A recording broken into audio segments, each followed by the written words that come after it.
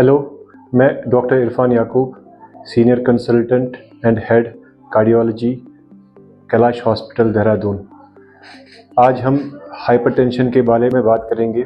जैसा कि आप सब जानते हैं, हर साल 17 मई को वर्ल्ड हाइपरटेंशन डे मनाया जाता है। इस साल भी हम 17 मई को वर्ल्ड हाइपरटेंशन डे मनाएंगे। इस साल का थीम है major your blood pressure accurately, control it and live longer. Hypertension या हाई ब्लड प्रेशर होता क्या है? एक्चुअली जो हमारी नसें जो है उसमें जो ब्लड चलता है वो आपकी नसों की जो दीवारें हैं उन पे दबाव पैदा करता है, जिसको ब्लड प्रेशर बोलते हैं। अगर ये दबाव नॉर्मल से ज़्यादा हो उस कंडीशन को हाइपरटेंशन या हाई ब्लड प्रेशर कहते हैं। हाई ब्लड प्रेशर के डिफरेंट स्टेजेस होते हैं, जैसे कि अमेरिकन कॉलेज ऑफ कार्डियोलॉजी और अमेरिकन हार्ट एसोसिएशन ने इसको डिफाइन करा हुआ है। नॉर्मल ब्लड प्रेशर हम बोलते हैं जब भी ब्लड प्रेशर जो कि systolic less than 120 millimetre mercury हो और diastolic less than 80 millimetre mercury हो। अगर सिस्टोलिक ब्लड प्रेशर 120 से 129 और diastolic blood pressure less than 80 हो तो इस कंडीशन को हम प्री हाइपरटेंशन बोलते हैं। स्टेज 1 हाइपरटेंशन होता है जब systolic blood pressure greater than 130 और less than 139 and diastolic blood pressure greater than 80 and less than 89 हो। और स्टेज 2 हाइपरटेंशन हम बोलते हैं जब blood pressure systolic blood pressure greater than 140 और diastolic blood pressure greater than 90 हो। जो स्टेज 2 हाइपरटेंशन के बाद हम कई सारे पेशेंट्स को काफ़ी हाई ब्लड प्रेशर होता है जिनको हाइपरटेंसिव क्राइसिस बोलते हैं। तो हाइपरटेंसिव क्राइसिस तब बोला जाता है जब blood pressure systolic more than 220 हो और diastolic blood pressure more than 120 हो।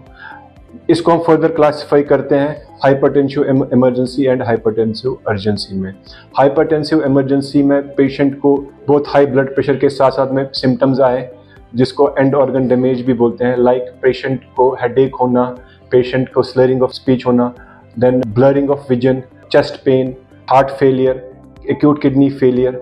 ये चीज़ें अगर बहुत हाई ब्लड प्रेशर के साथ में हो तो इसको हाइपरटेंसिव इमरजेंसी बोलते हैं। ऐसी कंडीशन में पेशेंट को एडमिट करके ब्लड प्रेशर का इलाज किया जाता है।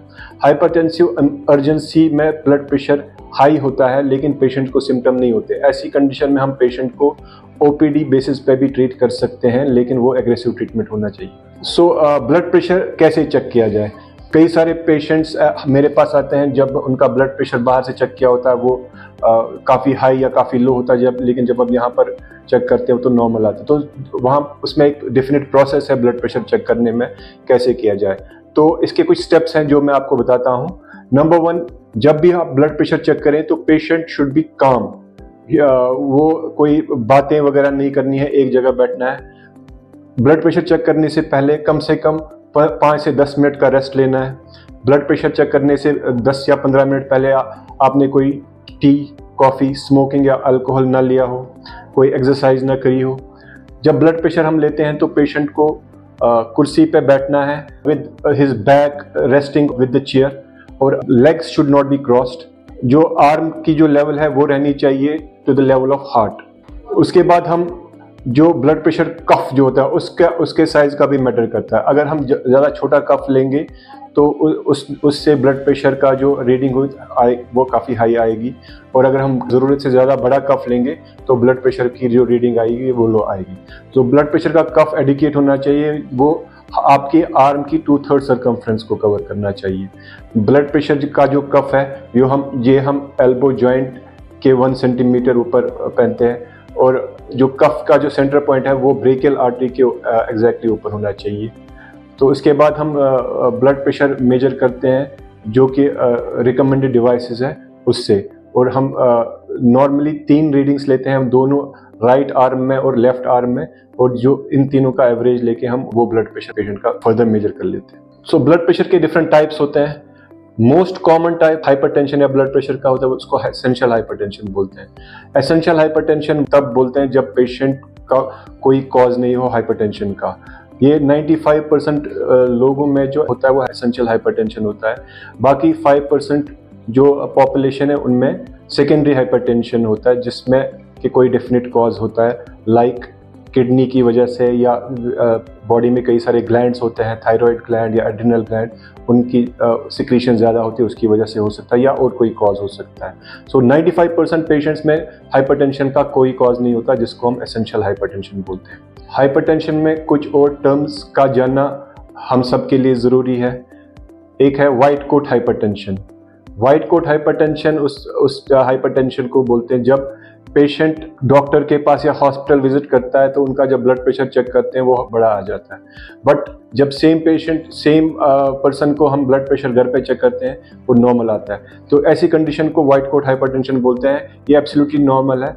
ये इसलिए होता है कि जब भी आप हॉस्पिटल या फिर डॉक्टर के पास ब्लड प्रेशर चेक कराएं तो आपकी जो एंजाइटी लेवल है वो बढ़ जाती है, इसकी वजह से हाइपरटेंशन रीडिंग आ जाती है। सो इसको हम नॉर्मली हाइपरटेंशन नहीं कंसिडर करते अनलेस कोई और फीचर हाइपरटेंशन के ना हो, जैसे कि एंड ऑर्गन डैमेज, लाइक आपकी रेटिना में कोई प्रॉब्लम आई हो या बाकी सिक्योरली हाइपरटेंशन की हो। दूसरा जो हमें जानना जरूरी, इसको मास्क हाइपरटेंशन बोलते हैं। मास्क हाइपरटेंशन में जब भी कोई पेशेंट नॉर्मली हॉस्पिटल या डॉक्टर के पास आता है, वो ब्लड प्रेशर चेक करता है तो उसका ब्लड प्रेशर नॉर्मल आता है, लेकिन घर पे उसका ब्लड प्रेशर काफ़ी बड़ा रहता है। सो ये जो कंडीशन है ये थोड़ा कॉम्प्लिकेटेड है, क्योंकि ये पेशेंट में नॉर्मली ब्लड प्रेशर होता है, जो दिन में स्ट्रेसफुल लेवल होती है, बाकी घर की दौड़ भाग होती है, उससे पेशेंट का दिन भर ब्लड प्रेशर बढ़ा रहता है। बट जो ही वो हॉस्पिटल या डॉक्टर के पास पहुंचता है वो काम हो जाता है और उसका जो ब्लड प्रेशर का लेवल है वो कम आ जाता है। सो ये एक इम्पॉर्टेंट फैक्टर है जिसमें हम नॉर्मल हाइपरटेंशन मिस कर सकते हैं। सो ऐसी दो कंडीशंस में जब भी वाइट कोट हाइपरटेंशन हो या मास्क हाइपरटेंशन हो, ऐसी कंडीशन में हाइपरटेंशन कैसे डायग्नोज किया जाए। इन कंडीशंस में हम डायग्नोज करते हैं एम्बुलेटरी ब्लड प्रेशर मॉनिटरिंग। वो एक 24 आवर्स तक आपको ब्लड प्रेशर की एक मशीन कनेक्ट करके रखते हैं, जो कि ऑटोमेटिकली हर 10 मिनट आधा घंटे के बाद ब्लड प्रेशर चेक करती रहती है और वो रिकॉर्ड करती है। फिर 24 आवर्स में वो दिन का, रात का और 24 आवर्स का एवरेज निकाल के उस पर हम हाइपरटेंशन डायग्नोज कर सकते हैं। और एक टर्म है pseudo hypertension. Pseudo hypertension particularly बहुत बुजुर्ग एल्डरली जो पॉपुलेशन उनमें पाई जाती है। This is actually not a hypertension. इनमें क्या होता है, इनकी जो जिनकी जो नसें होती हैं वो काफ़ी स्क्लेरोज्ड होती हैं, उसमें कैल्शियम जम जाता है, जिसकी वजह से वो कंप्रेस नहीं हो पाती। तो जो ही हम ब्लड प्रेशर मेजर करने की कोशिश करते हैं, वो कफ इन्फ्लेट करने के बाद इनकी नसें कंप्रेस नहीं होती और हमें एबनॉर्मली हाई ब्लड प्रेशर की रीडिंग आती है, जो कि एबनॉर्मल होती है। एक्चुअली इनका इतना ब्लड प्रेशर नहीं होता। सो ऐसी कंडीशन को स्यूडो हाइपरटेंशन बोलते हैं। सो जब भी पेशेंट को हाइपरटेंशन डायग्नोज किया जाए तो फिर हमें कैसे ट्रीट करना है। So what should be the target levels of blood pressure that we should achieve in different group of population. So इसमें American College of Cardiology and American Heart Association ने क्लियर कट गाइडलाइंस दे रखी हैं। अगर patient की as more than 60 हो और उनको कोई कोमॉर्बिडिटी यानी कि हार्ट की डिजीज़, ब्रेन की डिजीज़, किडनी की डिजीज़ या डायबिटीज़ ना हो, ऐसी कंडीशन में हम ब्लड प्रेशर का जो लेवल रखते हैं वो less than 140 systolic and less than 80 diastolic रखते हैं। ज़्यादा एग्रेसिव ट्रीट करने से ऐसे मोर एल्डरली पेशेंट्स में फॉल होने के रिस्क ज़्यादा होते हैं। अगर ब्लड प्रेशर फॉल हो गया तो उनको चेक कराना होता है। तो ऐसी कंडीशन में हम थोड़ा सा हायर टारगेट रख लेते हैं। सेम टारगेट हम उन महिलाओं के लिए भी रखते हैं जो कि प्रेग्नेंट हो, जिस कंडीशन को हम प्री एक्लेम्सिया या एक्लेम्सिया बोलते हैं। प्री एक्लेम्सिया और एक्लेम्सिया में भी जो टारगेट लेवल रहता है वो लेस देन 140-80 रहता है। बाकी सारे जो पेशेंट्स हैं, अगर एज लेस देन 60 हो या कोमॉर्बिड कंडीशंस हो, जैसे कि डायबिटीज़, कार्डियक डिजीज़ या हार्ट की कोई pre existing disease, cerebrovascular disease, patient को पहले स्ट्रोक आया हो, या किडनी की डिजीज़, या पेशेंट को कि आंखों में कोई प्रॉब्लम हो हाइपरटेंशन की वजह से, तो ऐसी कंडीशंस में जो हमें ब्लड प्रेशर का जो लेवल रखना है वो लेस देन 130-80 रखना है। हाइपरटेंशन के क्या इफेक्ट्स होते हैं? सो हाइपरटेंशन को साइलेंट किलर बोलते हैं। This is second most common cause of cardiovascular disease and stroke in worldwide after diabetes. Hypertension is also known as a silent killer. तो हाइपरटेंशन में नॉर्मली सिम्टम्स नहीं होते हैं, बट ये अंदर से पेशेंट के ऑर्गन्स को डैमेज करता रहता है, जो कि इनिशियली पेशेंट को पता नहीं चलता। तो जो ही वो जब वो लंबे समय तक हाइपरटेंशन का ट्रीटमेंट न हो तो उनका जो ऑर्गन डैमेज है वो काफ़ी एडवांस स्टेज तक पहुंच गया होता है। सो क्या इफेक्ट्स हो सकते हैं? हार्ट में कॉर्नरी आर्टरी डिजीज या फिर हार्ट अटैक, ब्रेन में स्ट्रोक होना, किडनी फेलियर होना, आंख की रोशनी जाना, ये सारी जो इफेक्ट्स हैं वो लॉन्ग स्टैंडिंग अनट्रीटेड हाइपरटेंशन के हो सकते हैं। सो हाइपरटेंशन को कैसे मैनेज किया जाए?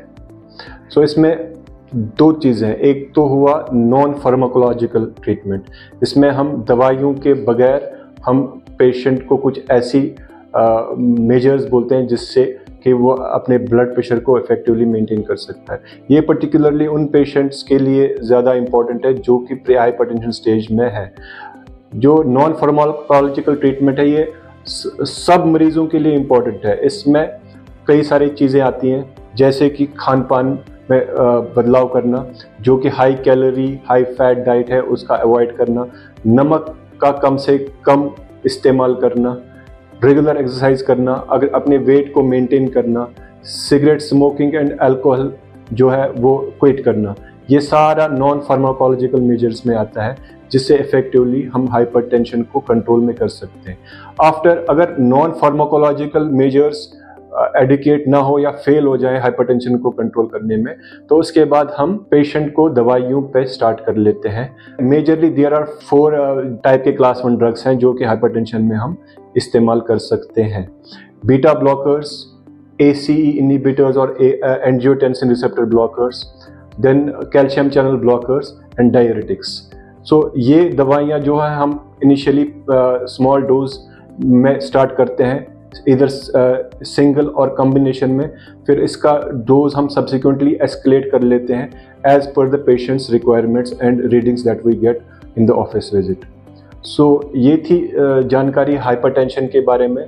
आप अपने सेहत का ख्याल रखें, रेगुलरली ब्लड प्रेशर चेक करा करें और अगर कोई प्रॉब्लम हो तो तुरंत डॉक्टर के पास इसका इलाज करने आए। Thank you.